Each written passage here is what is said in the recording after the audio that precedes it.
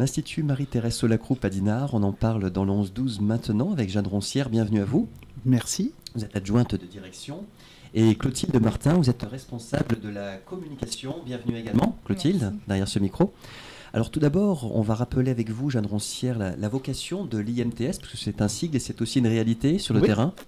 Alors l'Institut Marie-Thérèse Solacroupe, en fait, c'est un organisme de formation, avant tout, dans lequel on va former alors j'allais dire des jeunes, mais nos stagiaires ont à partir de 16 ans, mais on accueille des gens à tout âge de la vie. Et en fait, on va avoir deux grands pôles de formation. On va former des gens autour des métiers du développement web, donc la création de sites internet et d'applications web mobile. Et puis, on va avoir tout un pôle autour des préparations à l'apprentissage. Soit sur les préparations des métiers numériques, où nos stagiaires vont pouvoir découvrir tous les métiers du numérique, soit sur des préparations à l'apprentissage, quel que soit le métier. D'accord. Notre objectif, c'est de pouvoir remobiliser des jeunes pour qu'ils puissent entrer en apprentissage à la sortie de nos formations. Le profil des jeunes, c'est... Alors, on accueille toutes sortes de jeunes, mais c'est vrai que la plupart du temps, sur notre formation de préparation, on accueille des jeunes qui sont soit en rupture scolaire, donc qui ont eu des parcours scolaires un peu chaotiques, soit des jeunes qui sont perdus, parce que c'est difficile de savoir ce qu'on veut faire comme métier quand on a 16 ou 17 ans. On est passé par là. Voilà. Mais on a une spécificité, c'est-à-dire qu'on est à même d'accueillir des jeunes qui ont des profils qu'on dit atypiques, donc avec des troubles neurodéveloppementaux. Principalement, la moitié de nos stagiaires, généralement, sont porteurs soit d'un trouble du spectre de l'autisme, soit d'un trouble déficitaire de l'attention ou de trouble 10. D'accord. Voilà. Alors, je vous présente effectivement Jeanne Roncière comme adjointe de direction, ce que vous êtes factuellement, mais vous êtes aussi, je crois savoir, médiatrice socio-pédagogique. C'est ça. En fait, Expliquez-nous un petit peu. j'ai en charge de chapeauter toute l'inclusion de ces stagiaires, parce qu'on a la moitié de nos stagiaires qui sont porteurs de handicap, l'autre moitié qui sont neurotypiques ou valides. Et en fait, mon métier principalement, c'est d'identifier quels sont les besoins spécifiques de chaque stagiaire et de leur permettre de suivre une formation dans de bonnes conditions, de les accompagner sur toutes leurs démarches administratives ou sociales au sein de l'IMTS, mais aussi de pouvoir travailler directement avec les équipes de formation pour que les adaptations soient effectives directement en classe. Et puis, je suis chargé de ce qu'on appelle l'inclusion, c'est-à-dire qu'auprès de tous nos stagiaires qui sont valides, de leur montrer l'opportunité de la différence et de la neurodiversité. D'accord. Alors précisément pour les personnes qui ne connaissent pas ces différences-là, qu'est-ce qu'on peut dire pour... que ce soit un exercice un peu de pédagogie, de vulgarisation, parce que des fois on a peut-être un petit peu peur. Souvent on mélange les choses. Quand on parle de TSA, Ouais. on se perd un petit peu en fait. C'est normal, public, c'est très vague. Ouais. Les troubles du spectre de l'autisme, en fait, c'est un trouble neurodéveloppemental, c'est-à-dire que les gens naissent avec cette façon de fonctionner. C'est Donc une façon... le câblage est différent. Alors selon presque les ça. En personnes, fait, c'est les chemins Ouais. neurologiques qui vont Ouais, être différents. c'est ça. Et ça va s'exprimer de façon différente. Je n'ai jamais rencontré deux personnes porteuses d'autisme qui se ressemblent, mais il y a des choses qui sont récurrentes. Souvent, c'est des personnes qui vont avoir du mal avec le second degré, qui vont avoir besoin de beaucoup de planification, de pouvoir anticiper un maximum de choses, et pour qui, en fait, de petites adaptations, en tout cas pour nos stagiaires, des fois peuvent suffire à débloquer des situations.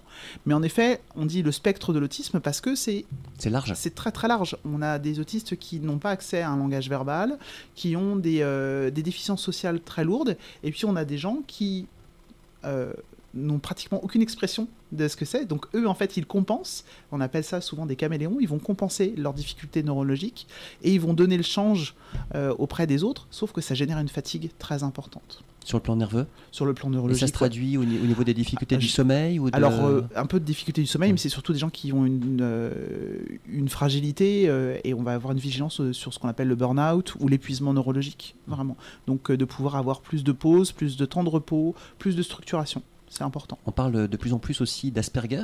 Est-ce Oui. que vous Alors, avez les Asperger, en fait, c'est des gens qui étaient diagnostiqués comme dans le spectre de l'autisme. C'est un diagnostic qui n'est plus posé. D'accord.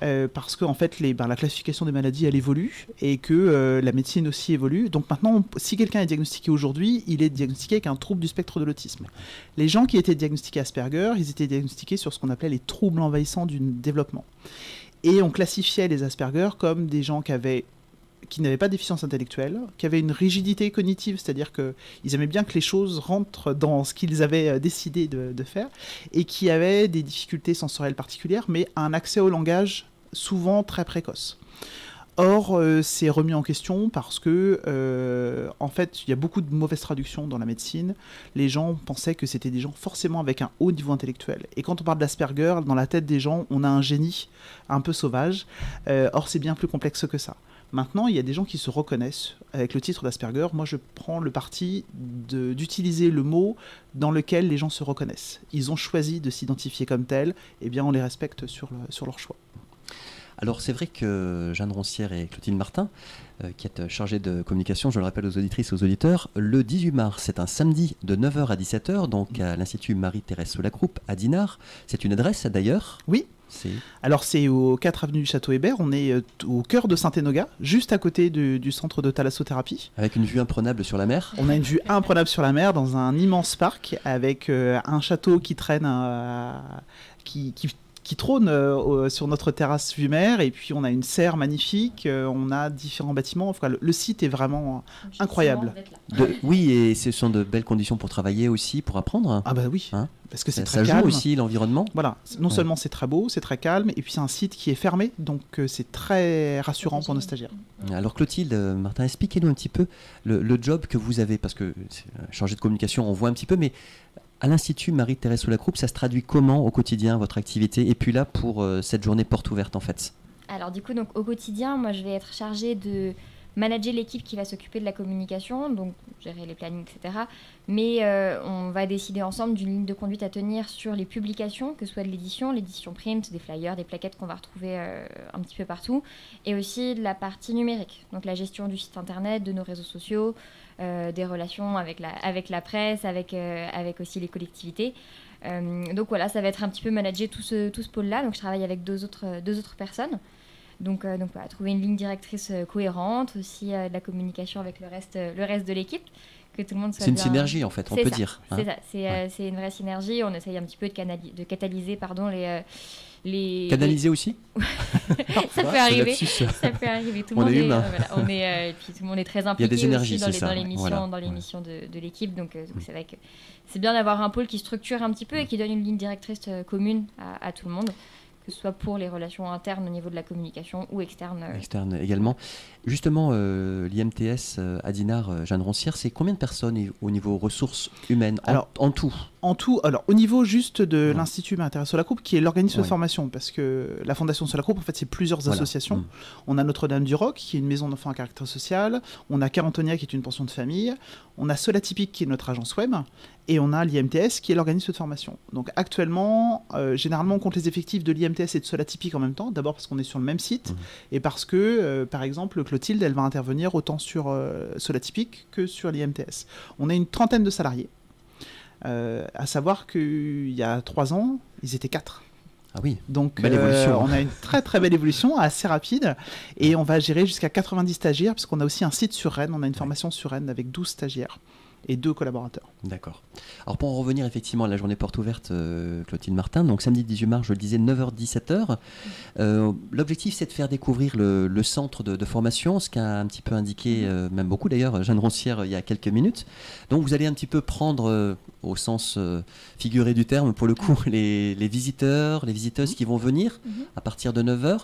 Et l'idée, c'est de déambuler un petit peu, de voir ce que vous évoquiez très bien, ce site magnifique, et de les amener à voir, à découvrir tout cela. C'est ça. Alors en fait, on a structuré la journée autour de 3 temps différents, donc qui vont être étalés sur toute la journée de 9h à 17h, avec des ateliers.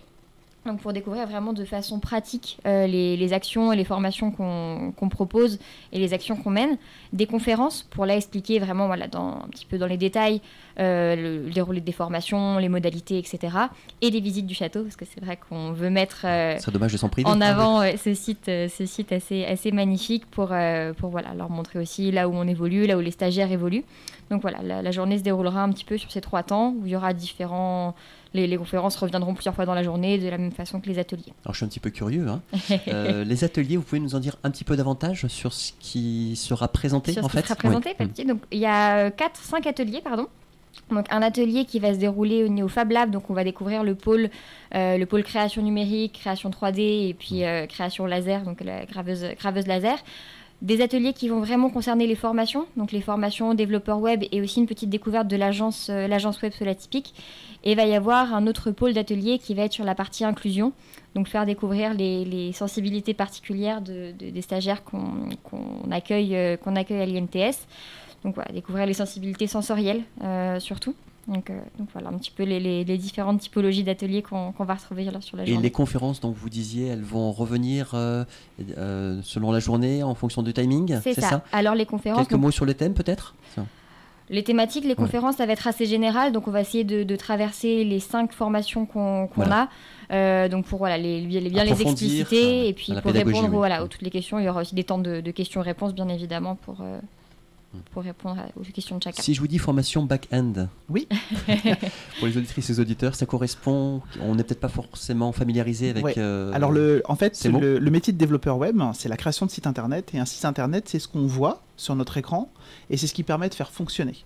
Donc sur la grande vulgarisation, parce que d'abord, je ne suis pas développeuse, mais en fait, le back-end, ça va être tout ce qu'on va retrouver en arrière et en amont de la création d'un site internet. Ça va être notamment la gestion des bases de données, la création et la gestion des bases de données. Et comment est-ce qu'on va le lier à l'autre pan de notre formation, qui est le front-end, qui lui va générer un peu de web design, va générer aussi de la création graphique, mais du lien avec les bases de données. Vraiment, c'est un site internet, c'est ce qu'on voit sur notre écran, et comment est-ce qu'il fonctionne, et en amont, tout ce qu'il y a besoin de créer pour que ça fonctionne, pour que ce soit réactif, et que ça puisse en fait faire le lien entre ce que l'utilisateur va faire sur son écran, et ce que le site internet va donner comme réponse. C'est bien, vous avez bien joué le jeu de la vulgarisation en quelques minutes, c'était pas forcément évident. J'imagine que l'Institut Marie-Thérèse Solap Group, on s'intéresse aussi à l'insertion, l'inclusion dans le travail après ce temps donc de formation. Oui. Expliquez-nous un petit peu comment ça se passe. Alors on a deux grandes modalités. Soit on va le travailler autour du pré-apprentissage avec un plateau technique important, notamment en biodiversité, où les jeunes qu'on va remobiliser, notamment autour de l'état physique, de la fatigue, parce qu'on a beaucoup de jeunes qui ont un rythme inversé jour-nuit. Donc on va pouvoir réévaluer grâce notamment à des ateliers de menuiserie, de vannerie, d'apiculture, de biodiversité, qui vont nous permettre déjà de réévaluer les compétences pour pouvoir partir en stage en entreprise. Maintenant, sur nos formations qualifiantes, on s'est rendu compte qu'on arrivait à former des développeurs web qui étaient efficaces, voire des concepteurs développeurs d'applications, puisqu'on peut aller jusqu'à un bac+3 chez nous, mais qui n'étaient pas employables parce que neuroatypiques, parce que ayant des besoins spécifiques, parce que ne passant pas au niveau de la communication avec les entreprises. Donc c'est pour ça qu'on a créé Solatypique, donc on cite depuis tout à l'heure, qui est en fait notre agence web, qui est une entreprise adaptée. Et l'objectif premier de Solatypique, c'est de pouvoir embaucher les développeurs qu'on a formés et qui ont un profil atypique, qui ont besoin de pouvoir travailler leur posture professionnelle, mais c'est surtout une opportunité de montrer à nos clients que ce sont des développeurs extraordinaires dans tous les sens du terme et qu'ils les débauchent. C'est vraiment un palier pour pouvoir entrer dans le monde ordinaire et de pouvoir mettre en valeur leurs compétences. Est-ce que progressivement vous observez, Jeanne Roncière, une ouverture justement des entreprises à ces profils atypiques ? Oui. Heureusement. Alors d'abord, dans le monde du numérique, c'est un peu une niche, c'est-à-dire que c'est plus facile de pouvoir faire comprendre que les profils atypiques, notamment les gens qui réfléchissent différemment, comme les troubles du spectre de l'autisme, sont intéressants et sont une vraie opportunité. Dans le monde c'est une question de regard, finalement, sur ces individualités. Par exemple, dans le monde du numérique, une personne avec autisme va penser différemment, donc va observer un code différemment, va le créer différemment, ou alors va pouvoir tester des codes et des algorithmies de façon différente de quelqu'un qu'on appelle neurotypique. Et c'est une vraie plus-value. Et en fait, dans le monde du numérique, il y a tellement de choses qui sont adaptables au niveau des horaires de travail, du lieu de travail, des modalités de travail, que ça correspond bien aux personnes avec TSA aussi. Et nous, on se retrouve en fait avec un réseau qui vient directement nous saisir et pour nous dire on a envie de jouer le jeu de l'inclusion, on a envie que ça fonctionne et on aimerait pouvoir que ça fonctionne dans de bonnes conditions.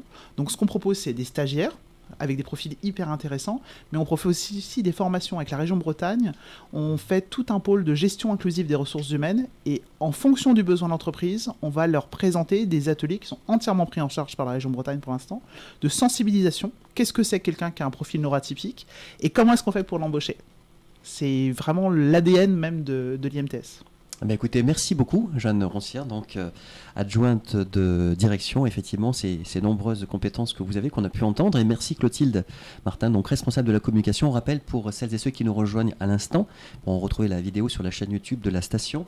C'est donc la journée porte ouverte samedi 18 mars de 9h à 17h.